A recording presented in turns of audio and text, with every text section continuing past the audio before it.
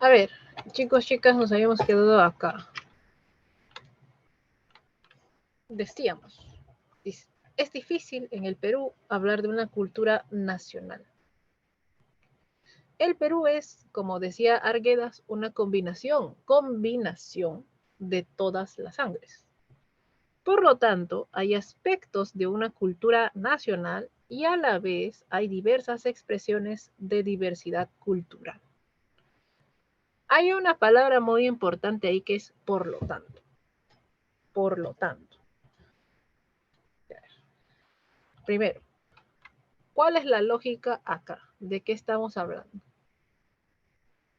¿Qué es lo que trata de demostrar o explicar acá?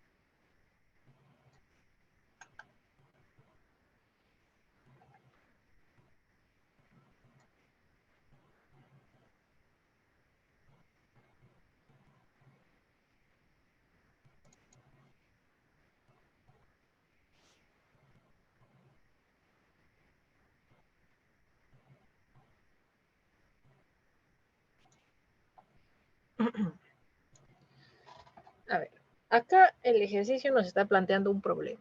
El problema es la cultura nacional. ¿Por qué? ¿Por qué es un problema? Porque como dice en la oración 2, como decía Arguedas, el Perú es una combinación de todas las sangres. No sé si lo habrán visto en literatura, o si lo van a ver, seguramente lo van a ver en literatura. Todas las sangres, eh, es una afirmación que está en un libro de él. Esa no es la respuesta, por favor. No lo estoy mencionando por eso. Pero el mensaje, digamos, con esta idea de todas las sangres, es que pues el Perú es una cuestión, como dice en la 4, multicultural, ¿no? O sea, hay aspectos de una cultura nacional, o sea, hay algo que nos identifica a todos como peruanos, digamos, pero a la vez hay diversas expresiones de diversidad cultural, es decir, hay elementos que nos unen a todos como peruanos, que podemos decir que son propios de una cultura peruana, pero al mismo tiempo, debido a que en el Perú existen estas todas las sangres, diversidades culturales, cada uno de esos grupos tiene sus propias manifestaciones culturales. Eso es lo que nos está tratando de decir.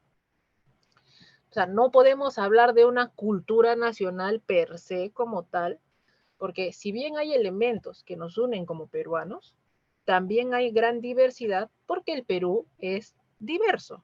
A eso se refiere con lo de todas las sangres. ¿Por qué todas las sangres? Porque en el Perú hay de todo, pues. Hay todas las razas. Provenimos de diferentes razas. Aquí al Perú han venido chinos. La raza negra también fue introducida acá. También pues están los blancos, que vinieron pues los españoles. Y la raza indígena también. Entonces acá hay un mix de todo. Entonces, eso es lo que está planteando acá. ¿Hay elementos de una cultura nacional? Sí. Aspectos hay.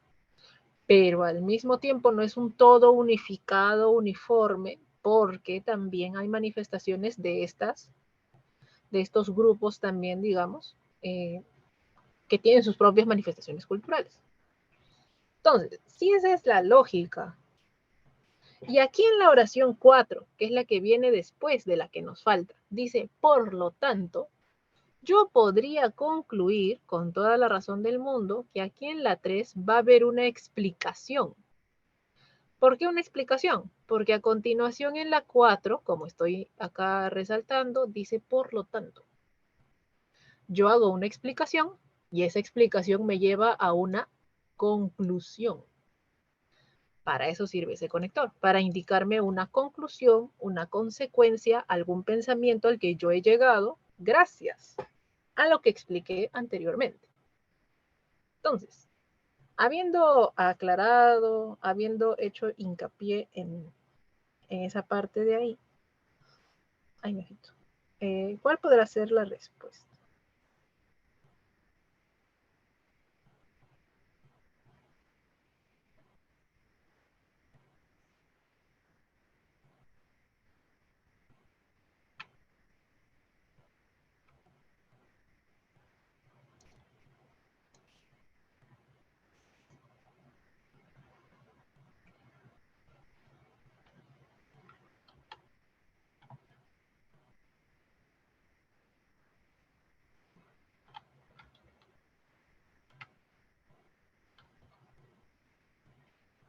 Si la idea es expresarme que hay una cultura nacional, pero es problemática en el sentido de que es difícil de analizar porque hay, si bien todos somos peruanos, eh, hay diferentes, repito, manifestaciones culturales. Eso, ese es el problema que nos está planteando. No problema como algo malo, sino como una dificultad. Ya. Ahora, volvemos acá. Es difícil en el Perú hablar de una cultura nacional. El Perú es, como decía Arguedas, una combinación de todas las sangres. Pausamos acá. Alguien podría tal vez pensar, quizá la alternativa es la A, porque estábamos hablando de Arguedas, y la A dice, Arguedas permitió comprender la problemática del medio. Cuando alguien dice medio, se refiere al entorno, o sea, al lugar. Punto número 1. Si nuestra respuesta fuera la A, estaría mal. ¿Por qué? Porque nos estaríamos desviando del tema. Porque nuestro enfoque era la cultura en el Perú y tal y tal y tal. Arguedas es mencionado como alguien que estudió esto y que dijo esto de todas las sangres. Pero si incluyéramos la A, si la respuesta fuera la A, nos estaríamos saliendo del tema porque empezaríamos a hablar de Arguedas. Cosa que no es lo que queremos. Lo mismo ocurre con la B. La B tampoco es una posibilidad porque también nos estaríamos saliendo del tema. Nos estábamos enfocando en la cultura nacional. Y si tú insertas ahí la B, te sales del tema porque estás empezando a hablar de otra cosa, del libro de Arguedas. Hay una obra, un libro, que incluso llevó esa frase. La B tampoco puede ser. También hay una resistencia cultural antigua en el Perú. Sí, pero no guarda tanto relación con esta idea de que me menciona la 4, ¿no? Que hay una cultura nacional, pero también hay una gran diversidad. Ese es el eje acá. Que hay una cultura, se trata de que haya una cultura nacional, pero al mismo tiempo hay diversas expresiones de diferentes grupos. Ahora la D, las expresiones idiomáticas reflejan esa diversidad. No está mal, pero tampoco está bien. Dice, las expresiones idiomáticas reflejan esa diversidad. Es un ejemplo de cómo hay diversidad. Por lo tanto, la D no puede ir antes de mi conclusión. Tendría que servirme en todo caso a manera de ejemplo, ¿no? Ya, por ejemplo, esta diversidad se manifiesta en las expresiones idiomáticas. Y por último tengo la E.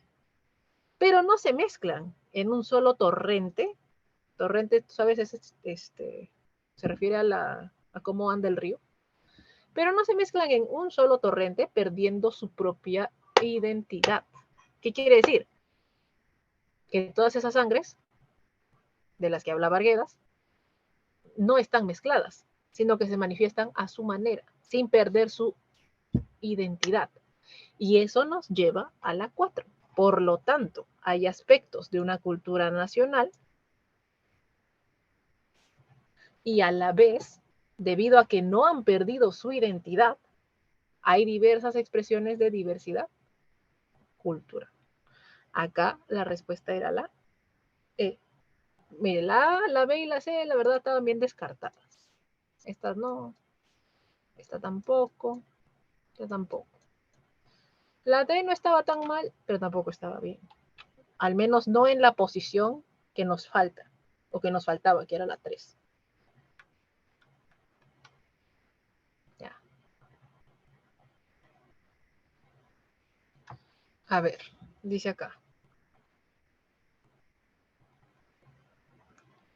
La actividad de comercio internacional distingue dos áreas, interna y externa. Yo recuerdo que en plan de redacción les comenté que el orden es importante.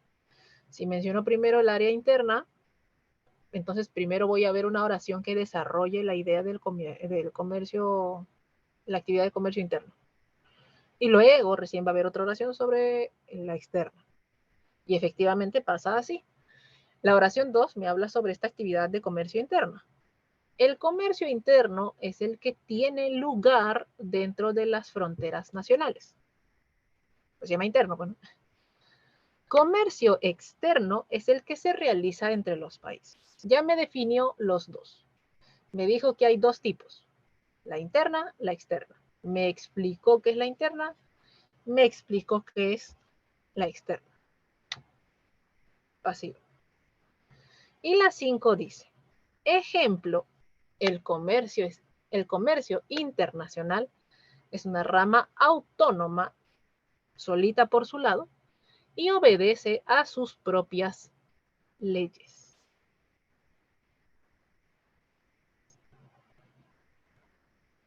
Si mi última oración es un ejemplo, significa que yo previamente, o sea, en la 4, afirmé algo.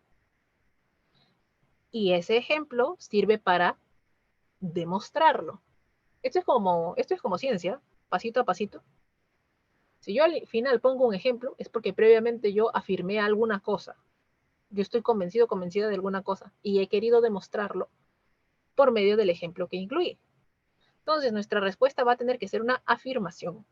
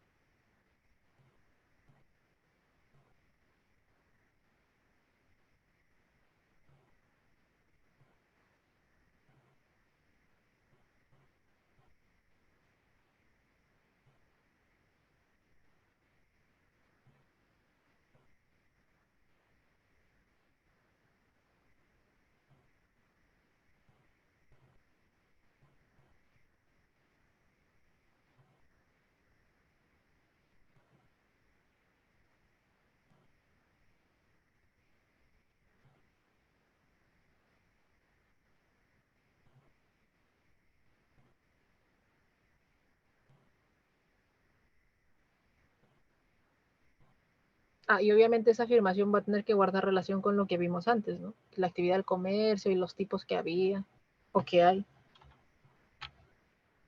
A ver.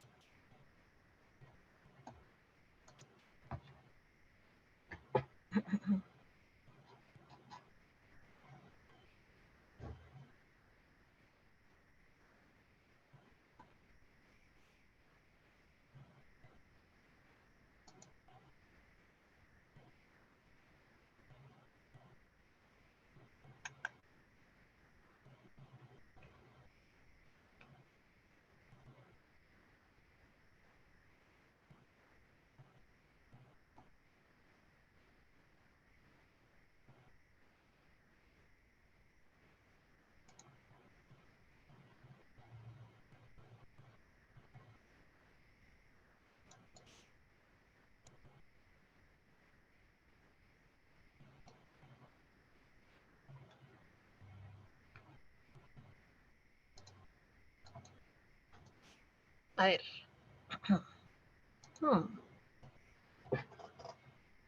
Vamos a descartar. Les recuerdo, cuando tengamos duda, una opción es descartar, no tiene nada de mal. Lo hacemos en matemáticas, lo hacemos en RU. A ver. Sí, mira, como les dije, si la oración 5 es un ejemplo de algo, eso significa que yo acá afirmé algo. Y si este ejemplo me habla del comercio internacional, el comercio internacional, según las afirmaciones de acá, dice, ¿es cuál comercio? ¿El interno o el externo? Comercio internacional, ¿es el comercio interno o el externo? Según los enunciados, de acá, de acá.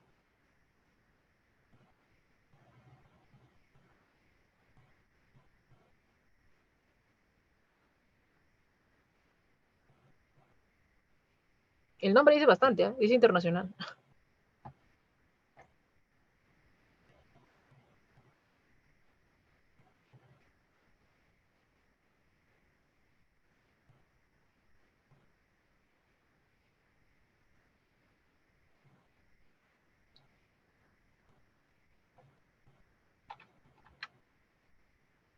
Esto viene en el examen de la uni.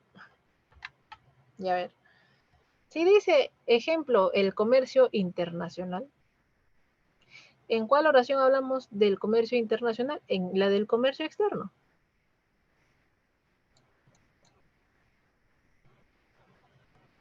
En la del comercio externo, porque cuando hablábamos del comercio interno, ¿qué decía? Es el que tiene lugar dentro de las fronteras nacionales. Eso se traduce en que el comercio interno es a nivel país, dentro del país. En cambio, comercio externo es el que se refiere al que ahí lo dice, es el que se realiza entre los países. Ya.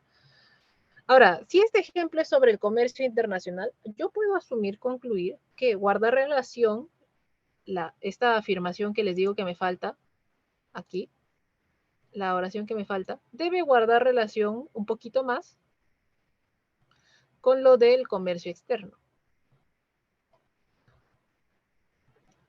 Lo cual me lleva a lo siguiente. Si la oración 4 debe guardar al menos cierta relación con el comercio externo, yo automáticamente descarto esta y descarto esta. ¿Por qué? Porque estas dos están enfocadas en el comercio interno. Y yo no voy a poner un ejemplo del comercio externo cuando acabo de afirmar algo sobre el comercio interno. No tendría sentido. Es como que tú hagas una afirmación sobre fútbol y pongas de ejemplo al vóley. No tiene mucha lógica argumentativa. O sea, como no tiene gracia. Ahora, la C y la D no son. Ahora vamos a, la C y la E, perdón. Ahora la D dice, los tratados buscan un intercambio internacional más justo y abierto. Tratados, ya.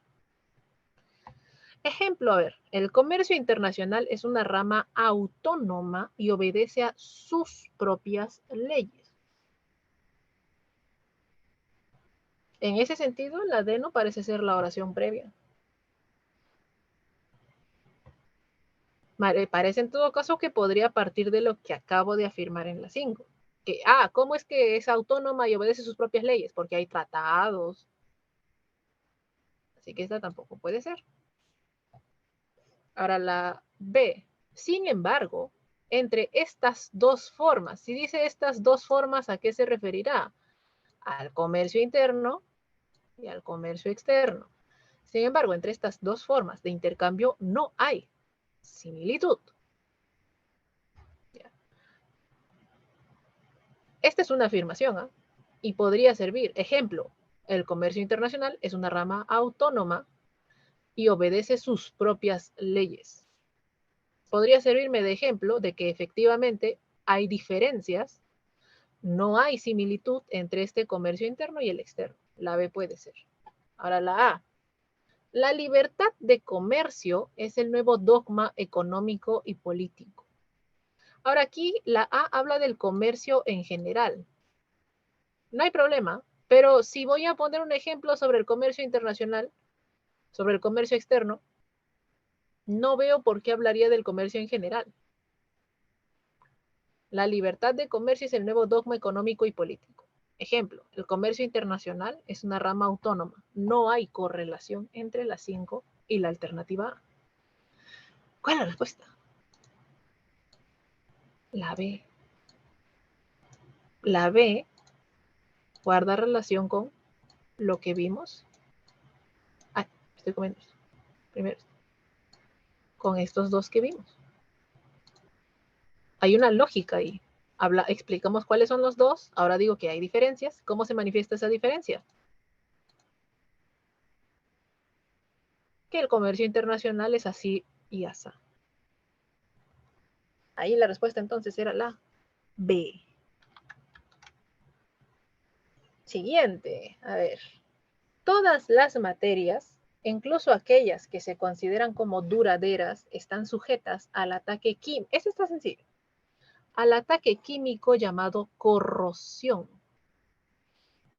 La materia se corroe por dos causas. Por el ataque químico directo de un líquido específico o por el ataque electroquímico. Hay dos. Por un líquido específico se produce la corrosión o por un ataque electroquímico. La atmósfera ejerce un ataque químico directo sobre algunos materiales. El primer tipo. Ataque químico. Primer tipo. Y dice acá, sobre algunos materiales, como es el caso de oxidación de metales. 5. La creciente contaminación debido a los gases de las combustiones provoca una intensa corrosión. ¿Cuál es la respuesta? Este está sencillo. Yo creo que está sencillo. A ver. Ay.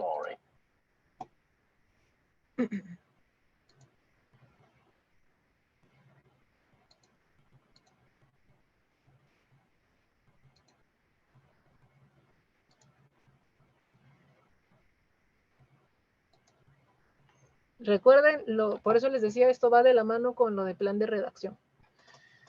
Le buscamos la lógica a algo y el orden importa mucho. Si te menciono algo, tengo que describirlo.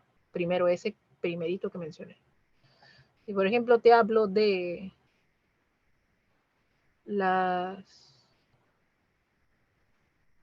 ya yo menciono, el cuerpo humano tiene huesos en las piernas y en los brazos. Ya. Como mencioné las piernas primero, tengo que describir los huesos de las piernas primero. Y luego en otra oración desarrollo la idea de los huesos de los brazos.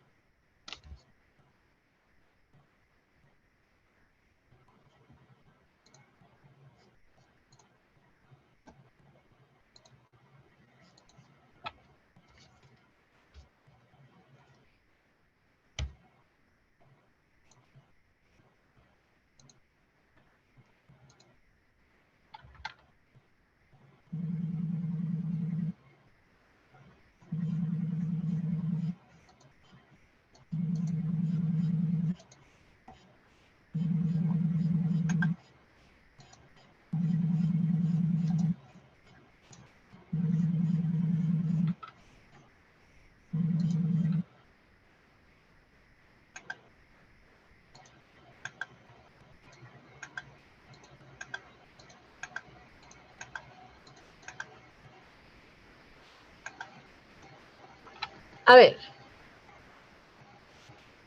vamos a verlo con cariño. A ver. Dice, ahí. Todas las materias se ven afectadas por un ataque químico llamado corrosión.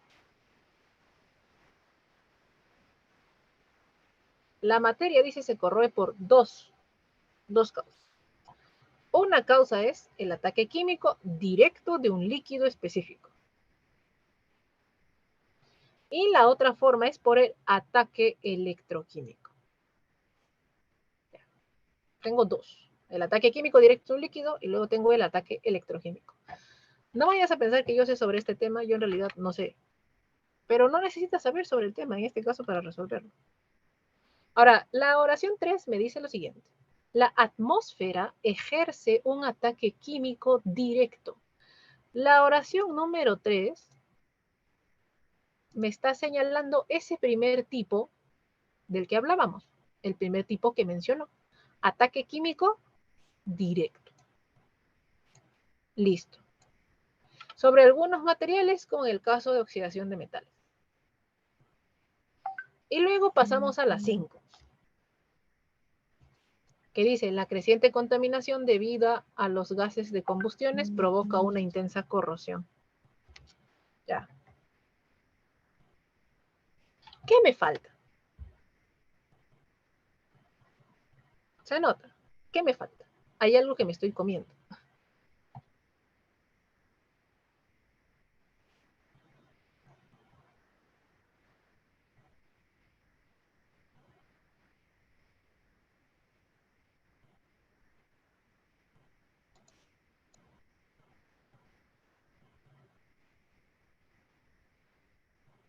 Hay algo que me falta para completar mi idea.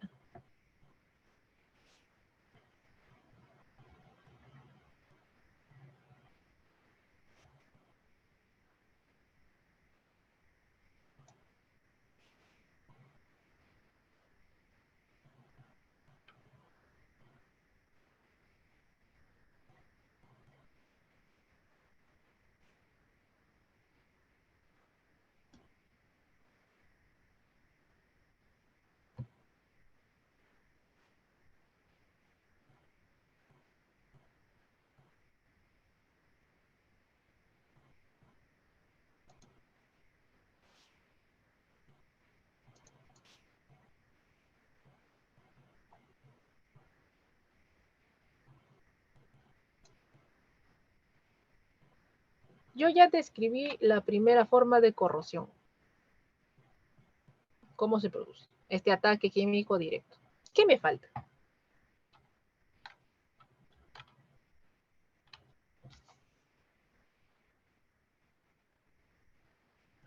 Y que encima conecta con la 5.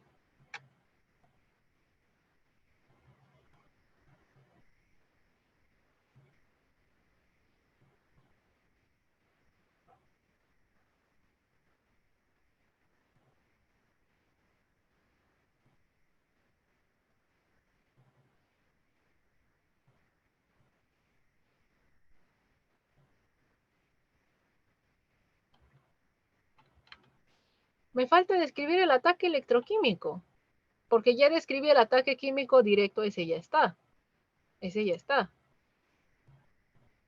Este ya está acá. ¿Dónde está este? No hay. Me falta. ¿Qué alternativa habla del ataque electroquímico? Que dice al menos electroquímico.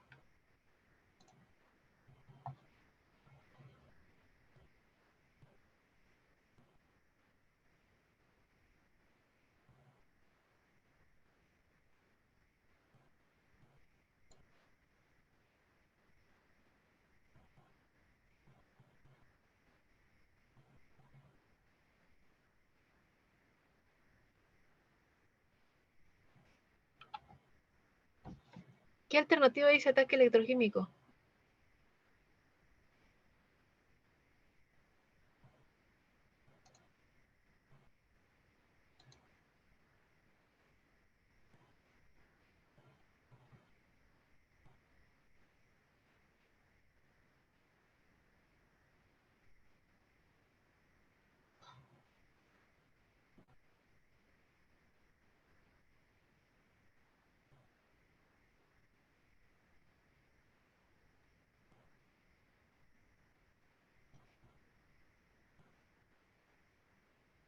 La A, que dice acción electroquímica y grandazo. Respecto a la acción electroquímica, esta actúa por la intervención de ciertos gases y conecta con lo que dice la 5, porque dice acá gases. ¿Y qué desarrolla la 5? La creciente contaminación debida a los gases de las combustiones provoca una intensa corrosión. Y ya con eso ahora sí completé lo que me faltaba. las dos causas de la corrosión. El ataque químico directo, que ya estaba ahí, y lo que me faltaba, el ataque electroquímico. A ver, 10. En la... Ah, me falta la 1. Falta la 1. Ahí estaba. En la época helenística, el desnudo femenino es tratado con gran sensualidad. Durante la Edad Media se deja de lado la representación del desnudo como exaltación de la belleza física. Desde el Renacimiento, el desnudo clásico ha constituido el ideal de belleza física en el arte occidental. Igual que el otro ejercicio, esto va en épocas. La más antigua es la helenística, griega. Luego la Edad Media, que ya les comenté. Y por último, el Renacimiento.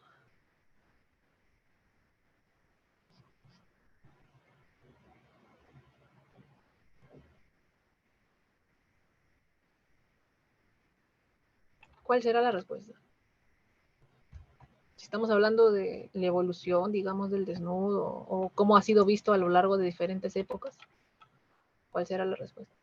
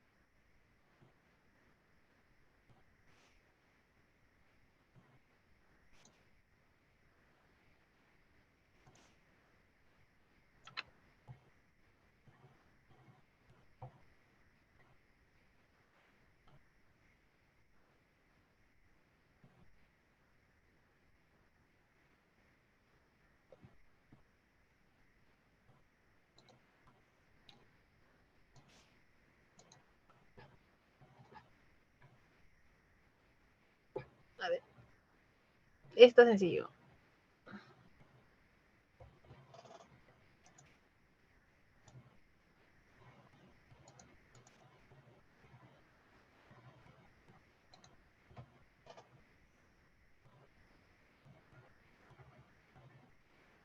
Si es la primera oración, o bien habla de una época incluso más antigua que la helenística, porque estamos en avance de la helenística a la griega, a la Edad Media, al Renacimiento, o bien es una época más antigua todavía, o bien me sirve de introducción para el tema del que tratan estas oraciones. ¿Cuál podrá ser la respuesta?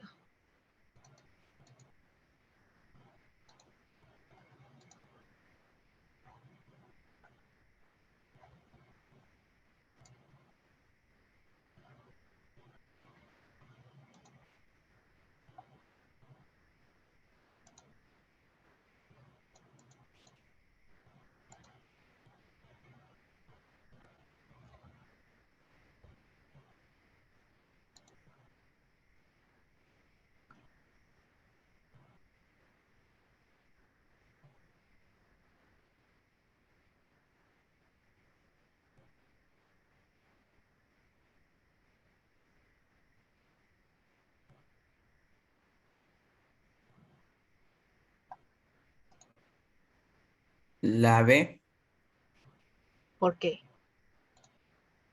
porque da inicio para que dé las siguientes oraciones. Correcto. Ay, la agencia lista. Muy bien. Sirve como introducción de a pie a que empecemos a hablar del tema del desnudo. Es un tema que, y aparte, justamente señala lo que vamos a ver, ¿no? Es un tema que se ha desarrollado en diversos periodos o épocas. Primero la época helenística, luego la Edad Media y por último el Renacimiento.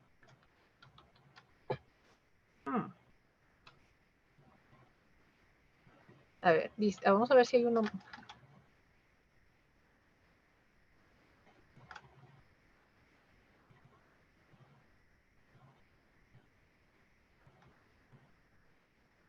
No, ese tampoco.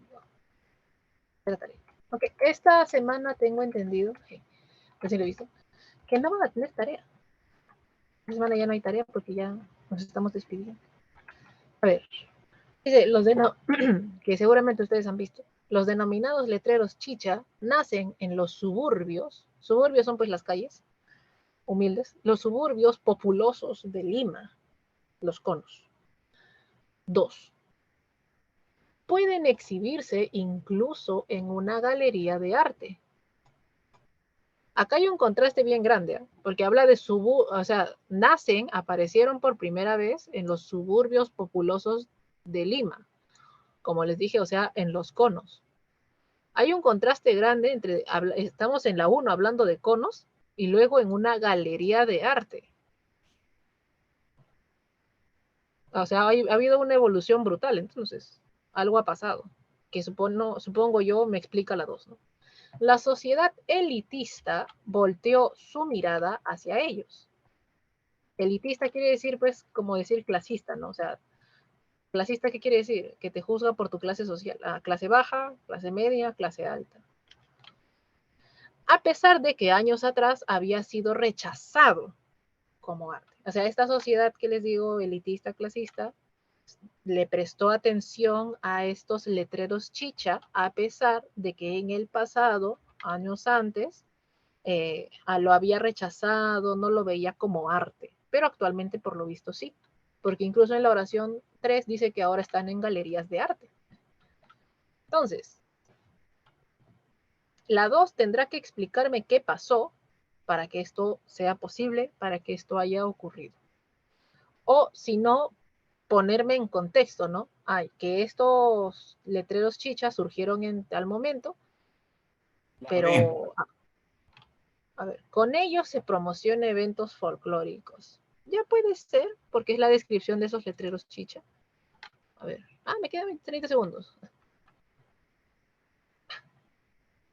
Pero la respuesta aquí, antes de que me den la hora, es la C, porque dice, hoy se han convertido en un producto cultural. ¿Por qué? Porque ayuda a introducir lo que viene a continuación, que es el desarrollo de la 3, la 4 y la 5.